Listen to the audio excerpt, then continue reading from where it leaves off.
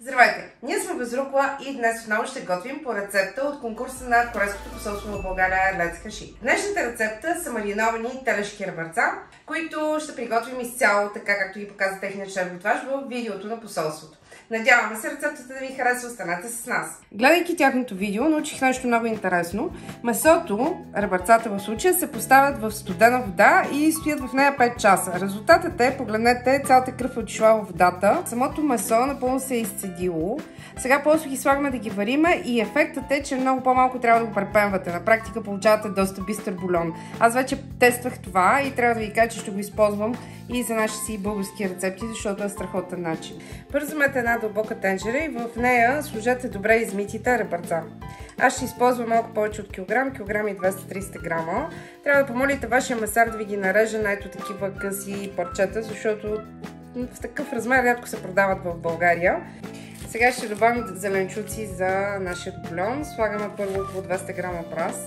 Ще разполовим една глава лук и също ще я добавим в тенджерата.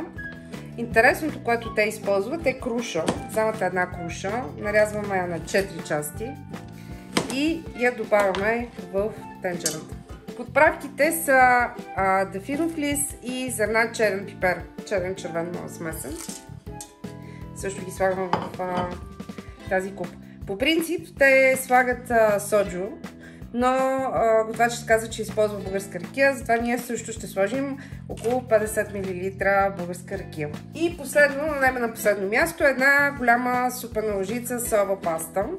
Сега заливаме с студена вода, докато ги покрием. И вариме приблизително 1 час, т.е. сваляте го до пълна готовност. Нашите ребърца са вече напълно сварени. Вижте, те се отделят от костите буквално. Прехвърляме ги в друга тенджера. Слагаме тази тенджера на котлона и вътре ще добавя една част от бульона, в който са врели.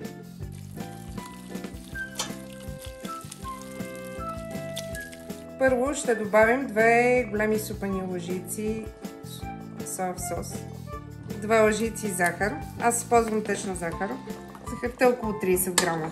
5 грама сол и 40 грама червен пипер, лют червен пипер. И сега добавяме чесън. Чесън е основна съставка в това блюдо и в рецептата е написано, че добавяме 200 грама пресован чесън. За мен 200 грама адски много голямо количество. Затова ще сложа една идея по-малко, ще сложа половината количество, тъй като наистина ми се вижда супер много. И накрая добавяме една пълна супена лъжица с осамово олио. Сега ще го оставим да се повари 5 минути, докато се сготви чесънът и сме готови за сервиране. 5 минути по-късно, ето как изглеждат нашите ребърца. Къщата уха е много силно начесани подправки.